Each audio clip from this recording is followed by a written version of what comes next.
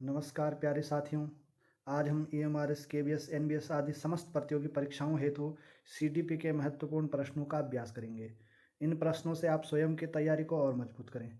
यदि आपको प्रश्न अच्छे लगें तो हमारे इस प्रयास के लिए इस चैनल को लाइक, शेयर तथा सब्सक्राइब अवश्य करें। तो चलिए आज के प्रथम प्रश्न पर चलते हैं। आज का प्रथम प्रश्न है, समावेशी शिक्षा में शिक्षक क्या होते हैं? इसके लिए चार विकल्प हैं। सामान्य कक्षा शिक्षक होते हैं, विशिष्ट प्रशिक्षक होते हैं, नियमित संसाधित शिक्षक होते हैं, या सामान्य कक्षा शिक्षक तथा विशिष्ट प्रशिक्षक दोनों होते हैं। इसके लिए जो सही विकल्प होगा वह विकल्प नंबर 1 होगा। सामान्य कक्षा शिक्षक होते हैं। सामान्य कक्षा शिक्षक यानी कि जनरल टीचर, यह मुख्य कक्षा का संचालन करते हैं।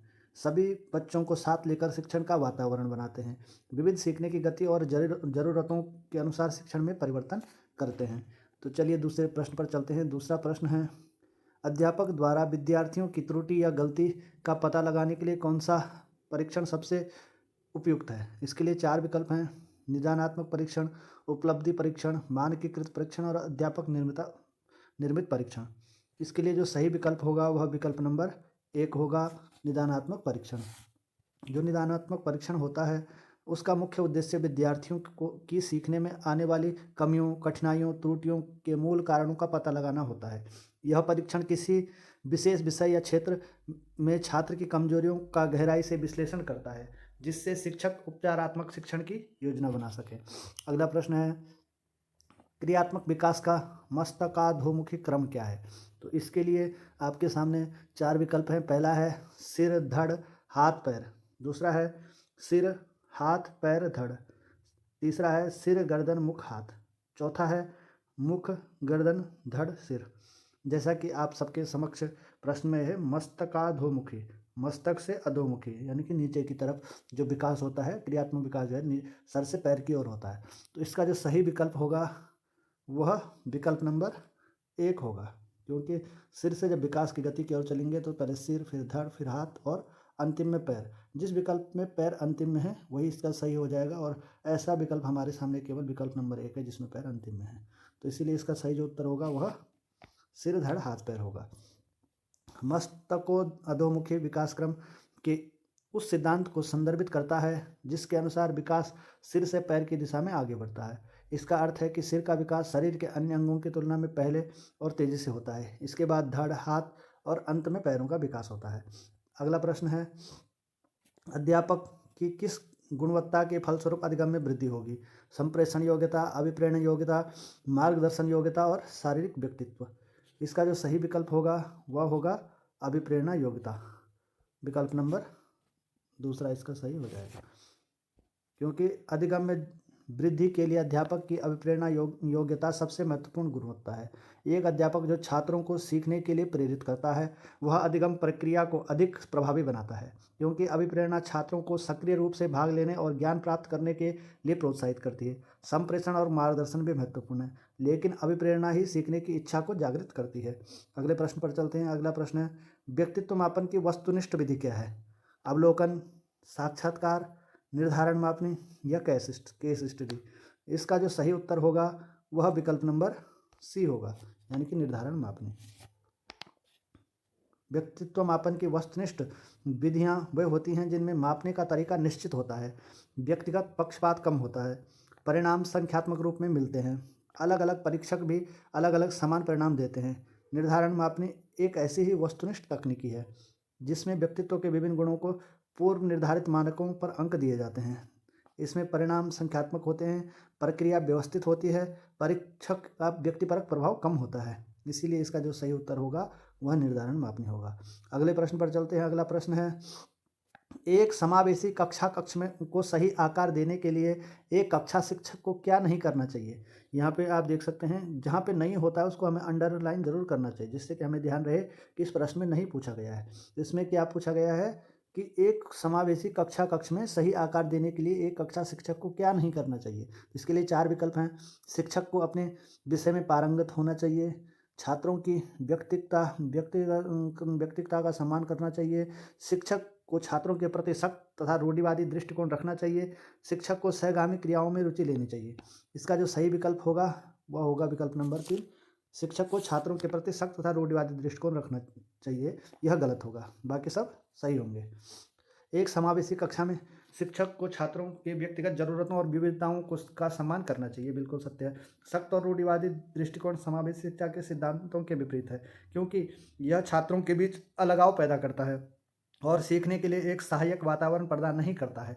इसके बजाय शिक्षक को विषय में पारंगत होना चाहिए, छात्रों की व्यक्तिगतता का सम्मान करना चाहिए और सहगामी क्रियाओं में रुचि लेनी चाहिए, ताकि सभी छात्रों को समान अवसर मिलें और वे बेहतर ढंग से सीख सकें। अगले प्रश्न पर चलते हैं। कोहलबर्ग के अनुसार नैतिक विकास के निम्नलिखित स्तर बतलाए गए, वो कितने हैं? इसके लिए आपके सामने 4 विकल्प हैं, 3, 6, 5, 4। इसका जो सही विकल्प होगा वह विकल्प नंबर 1, 3 होगा। कोहलबर्ग ने नैतिक विकास के सिद्धांत में उन्होंने मुख्य रूप से नैतिक तर्क के 3 अलग अलग स्तरों का वर्णन किया है। पहला है पूर्व पारंपरिक, दूसरा है पारंपरिक और तीसरा उत्तर पारंपरिक। प्रत्येक स्तर में 2 चरण होते हैं, कुल मिलाकर 6 चरण होते हैं, लेकिन स्तर 3 ही है। अगले प्रश्न पर चलते हैं। अगला प्रश्न है, एक अध्यापक का अपने विद्यार्थियों को सिखाने का सर्वोत्तम तरीका हो सकता है। 4 विकल्प हैं। एक अच्छा व्याख्यान देकर, मॉडल दिखाकर, शिक्षण में ओवरहेड प्रोजेक्टर का प्रयोग करके और शैक्षिक भ्रमण के द्वारा। इसका जो सही विकल्प होगा वह होगा शैक्षिक भ्रमण, क्योंकि शैक्षिक भ्रमण के द्वारा सीखना छात्रों के लिए सबसे प्रभावी तरीकों में से एक माना जाता है। इसमें छात्र वास्तविक दुनिया के अनुभवों के माध्यम से सक्रिय रूप से सीखते हैं। यह करके सीखना के सिद्धांत पर आधारित है। करके सीखना सिद्धांत किसके द्वारा दिया गया, यह आप हमें कमेंट बॉक्स में अवश्य बताएं। जो व्याख्यान ए मॉडल दिखाना है और प्रोजेक्टर का उपयोग करना है, जैसे अन्य तरीकों की तुलना में अधिक स्थायी ज्ञान और गहरी समझ प्रदान कर सके। अगला प्रश्न है, शिक्षण के किस चरण में शिक्षक द्वारा पाठ योजना की तैयारी की जाती है? शिक्षण का पूर्व क्रियाचरण, शिक्षण का अंतः क्रियाचरण, शिक्षक का उत्तर क्रियाचरण या उपरोक्त में से कोई नहीं। इसका जो सही विकल्प होगा वह विकल्प नंबर 1 हो जाएगा, शिक्षण का पूर्व क्रियाचरण। पूर्व क्रियाचरण यह चरण कक्षा में जाने से पहले गतिविधियों से संबंधित है। इसमें उद्देश्यों का निर्धारण करना, पाठ्य वस्तु का चयन करना और पाठ योजना तैयार करना शामिल है। अगला प्रश्न है, सतत एवं व्यापक मूल्यांकन में व्यापक मूल्यांकन शब्दावली से तात्पर्य है। इसके लिए 4 विकल्प हैं। पहला है सभी विषयों का मूल्यांकन, दूसरा है शैक्षिक क्षेत्रों का मूल्यांकन, तीसरा है शैक्षिक एवं सहशैक्षिक क्षेत्रों का मूल्यांकन और चौथा है सहशैक्षिक क्षेत्र का मूल्यांकन। इसका जो सही उत्तर होगा वह होगा विकल्प नंबर 3, शैक्षिक तथा सहशैक्षिक क्षेत्र का मूल्यांकन। सतत एवं व्यापक मूल्यांकन प्रणाली में व्यापक मूल्यांकन शब्द का अर्थ है कि मूल्यांकन केवल अकादमिक विषयों शैक्षिक क्षेत्र तक ही सीमित नहीं है। इसमें छात्र के सर्वांगीण विकास के अन्य पहलू जैसे कि कौशल, रुचियां, दृष्टिकोण, मूल्य और सहपाठ्यक्रम विधियां भी शामिल होती हैं। इस प्रकार यह दोनों क्षेत्रों के मूल्यांकन को संदर्भित करता है, जैसा कि अभी NEP 2020 में भी जो है 360 मूल्यांकन की बात कही गई है। छात्रों का जो मूल्यांकन होगा वह 360 होगा, यानी कि संपूर्ण शैक्षिक और तथा सहशैक्षिक पर आधारित होगा। अगले प्रश्न पर चलते हैं। 7 से 12 वर्ष की आयु की अवस्था कहलाती है शैशव अवस्था, उत्तर बाल्यावस्था, किशोर अवस्था और पूर्व बाल्यावस्था। इसका जो सही उत्तर होगा वह विकल्प नंबर 2, पूर्व बाल्यावस्था हो जाएगा, उत्तर बाल्यावस्था हो जाएगा। 7 से 12 वर्ष की आयु को उत्तर बाल्यावस्था कहा जाता है। इस अवस्था में बच्चे स्कूल जाने लगते हैं और उनमें सामाजिकता का विकास होता है। अगला प्रश्न है, तत्परता के नियम का संबंध है। इसका तत्परता का नियम किसने दिया, ये जरूर कमेंट बॉक्स में बताएं। और इसके लिए जो है 4 विकल्प आपके सामने हैं, क्रिया प्रसूत अनुबंधन सिद्धांत से, शास्त्रीय अनुबंधन सिद्धांत से, संकेत अधिगम सिद्धांत से या प्रयत्न एवं त्रुटि के सिद्धांत से। यह किससे संबंधित है? इसके लिए आपके सामने जो 4 विकल्प हैं उसमें जो सही होगा यह विकल्प नंबर 4 होगा, प्रयत्न एवं त्रुटि का सिद्धांत। अब आप यह भी बता सकते हैं प्रयत्न एवं त्रुटि का सिद्धांत किसने दिया, किस शिक्षाविद के द्वारा यह सिद्धांत प्रतिपादित किया गया। जैसा कि मैं आपसे पूछ रहा था तो इसके विषय में बता देते हैं। तत्परता का नियम प्रसिद्ध मनोवैज्ञानिक एडवर्ड एल थॉर्नडाइक के द्वारा दिया गया सीखने के प्राथमिक नियमों में से एक है। यह नियम उनके प्रयत्न एवं त्रुटि सिद्धांत का एक अभिन्न अंग है। इस सिद्धांत के अनुसार जब कोई व्यक्ति कुछ सीखने के लिए शारीरिक एवं मानसिक रूप से तैयार होता है तो वह अधिक प्रभावी ढंग से संतोषजनक तरीके से सीखता है। अगले प्रश्न पर चलते हैं। अगला प्रश्न है, सुझाव ग्रहणशीलता किस व्यवस्था में सर्वाधिक पाई जाती है? इसके लिए 4 विकल्प हैं: किशोर अवस्था, उत्तर बाल्यावस्था, पूर्व बाल्यावस्था और शैशव अवस्था। इसका जो सही उत्तर होगा वह होगा उत्तर बाल्यावस्था, क्योंकि सुझाव ग्रहणशीलता वह प्रवृत्ति है जिसमें व्यक्ति बिना आलोचनात्मक विचार किए दूसरों के सुझावों या विचारों को स्वीकार कर लेता है। यह प्रवृत्ति उत्तर बाल्यावस्था के दौरान सबसे अधिक पाई जाती है, क्योंकि इस अवस्था में बच्चों में तार्किक सोच और आलोचनात्मक क्षमता का पूर्ण विकास नहीं हुआ होता है।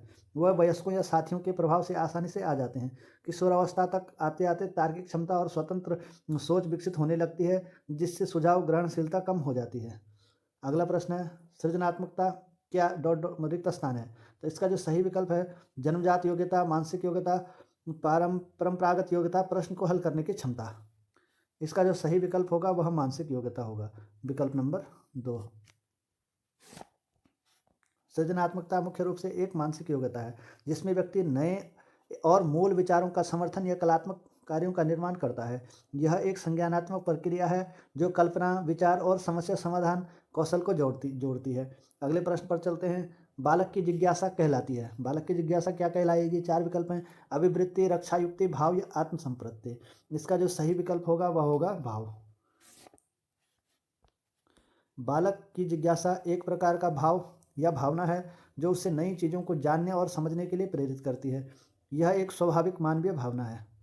अगला प्रश्न है, एक बालक अपनी उंगलियों व अंगूठे का प्रयोग करते हुए पेंसिल पकड़ना विकास के किस सिद्धांत को इंगित करता है? यह सामान्य से विशिष्ट की ओर, विशिष्ट से सामान्य की ओर, निरंतरता के सिद्धांत की ओर या उपरोक्त में से कोई नहीं। इसका जो सही विकल्प होगा वह विकल्प नंबर 1 होगा, सामान्य से विशिष्ट की ओर, क्योंकि वह सामान्य है कि वह उंगलियों के द्वारा पेंसिल को पकड़ने की कोशिश करता है। विकास के सिद्धांत के अनुसार बच्चे का शारीरिक और मोटर विकास सामान्य प्रतिक्रियाओं से विशिष्ट प्रतिक्रियाओं की ओर बढ़ता है। प्रारंभ में एक शिशु किसी वस्तु को पकड़ने के लिए अपने पूरे हाथ या बाह का उपयोग करता है, सामान्य प्रतिक्रिया है। समय के साथ वह अपनी उंगलियों और अंगूठे का प्रयोग करके पेंसिल से जैसी छोटी वस्तुओं को अधिक कुशलता से पकड़ना सीखता है। यह विशिष्ट प्रतिक्रिया है। यह क्रिया विकास के सामान्य से विशिष्ट की ओर का सिद्धांत है। अगले प्रश्न पर चलते हैं। अगला प्रश्न है, उदाहरणों एवं तथ्यों के माध्यम से निष्कर्ष तक पहुंचना किस शिक्षण विधि के अंतर्गत आता है? इसके लिए 4 विकल्प हैं: निगमन विधि, विश्लेषण विधि, आगमन विधि और व्याख्यान विधि। इसका जो सही उत्तर हो जाएगा वह होगा आगमन विधि, विकल्प नंबर 3। इस विधि में विशेष उदाहरणों या तथ्यों का अवलोकन और विश्लेषण करके एक सामान्य नियम या सिद्धांत निकाला जाता है। यह विधि विशिष्ट से सामान्य की ओर चलती है। अगला प्रश्न है, पियाजे के अनुसार संज्ञानात्मक विकास की इस अवस्था में बालक विभिन्न वस्तुओं को उनकी कुछ विशेषताओं के आधार पर क्रमबद्ध तरीके से व्यवस्थित करना शुरू करता है। इसके लिए 4 विकल्प हैं: मूर्त संक्रियात्मक अवस्था, संवेगात्मक गामक अवस्था, पूर्व संक्रियात्मक अवस्था, औपचारिक संक्रियात्मक अवस्था। इसका जो सही विकल्प होगा वह होगा विकल्प नंबर 1, मूर्त संक्रियात्मक अवस्था। पियाजे के संज्ञानात्मक विकास के सिद्धांत के अनुसार मूर्त संक्रियात्मक अवस्था लगभग 7 से 11 वर्ष की आयु तक वह चरण है जिसमें बच्चे वस्तुओं को उनकी विशेषताओं के आधार पर क्रमबद्ध तरीके से व्यवस्थित करना शुरू करते हैं। इस क्षमता को क्रमबद्धता कहा जाता है। इस अवस्था में बालक तार्किक चिंतन करने में सक्षम हो जाता है, लेकिन मूर्त वस्तुओं या घटनाओं के संबंध में यह सही है। तो इसका जो सही उत्तर होगा वह होगा विकल्प नंबर 1, मूर्त संक्रियात्मक अवस्था। अगले प्रश्न पर चलते हैं। अगला प्रश्न है, कक्षा में प्रतिपुष्टि की सार्थकता है। इसके लिए 4 विकल्प हैं: यह एक प्रशासनिक अपेक्षा का अंश है, बालकों के अधिगम स्तर के बारे में अभिभावकों को सूचित करता है, आत्मनिरीक्षण और अग्रेतर सुधार की गुंजाइश, विद्यालय के अनुदान को स्वीकृत करना। इसका जो सही विकल्प होगा वह होगा विकल्प नंबर 3, आत्मनिरीक्षण और अग्रेतर सुधार की गुंजाइश। कक्षा में प्रतिपुष्टि का मुख्य उद्देश्य बालक और शिक्षक दोनों के लिए आत्मनिरीक्षण का अवसर प्रदान करना है। यह अधिगम प्रक्रिया में सुधार की गुंजाइश पैदा करता है जिससे भविष्य में बेहतर शिक्षण और अधिगम हो सके। यह केवल प्रशासनिक अपेक्षा या अभिभावकों को सूचित करने का तक सीमित नहीं है। अगला प्रश्न है, यदि कक्षा में एक मानसिक मंदित बालक पाया जाए तो ऐसे में अध्यापक को क्या करना चाहिए? उसे ऐसे बालक का उत्तर न देने पर अपमान करना चाहिए, शिक्षण की गति धीमी रखनी चाहिए और पढ़ाए हुए पाठों को बार बार दोहराना चाहिए। एक सामान्य गति से शिक्षण कार्य करते रहना चाहिए अथवा मंद बुद्धि बालक को नज़रअंदाज करते हुए शिक्षक को पाठ पूरा करने पर ध्यान देना चाहिए। इसका जो सही विकल्प होगा वह विकल्प नंबर बी होगा। शिक्षण की गति धीमी रखनी चाहिए और पढ़ाए हुए पाठ को बार बार दोहराना चाहिए ताकि उस छात्र के समझ में आ जाए। यदि कक्षा में एक मानसिक मंदित बालक पाया जाए तो अध्यापक का कर्तव्य है कि वह समावेशी शिक्षा के सिद्धांत का पालन करे। ऐसे में शिक्षण की गति धीमी रखनी चाहिए और आवश्यकता अनुसार पाठ को बार बार दोहराया जाना चाहिए ताकि वह बालक भी अधिगम प्रक्रिया में शामिल हो सके। बालक का अपमान करना या उसे नज़रअंदाज करना अनुचित है। साथियों, आज की इन प्रश्नों की श्रृंखला में इतने ही प्रश्न रखेंगे। यदि आपको प्रश्न अच्छे लगें तो इस चैनल को लाइक, शेयर और सब्सक्राइब अवश्य करें ताकि हम इस प्रकार के प्रश्न आपके मध्य निरंतर प्रस्तुत करते रहें। धन्यवाद।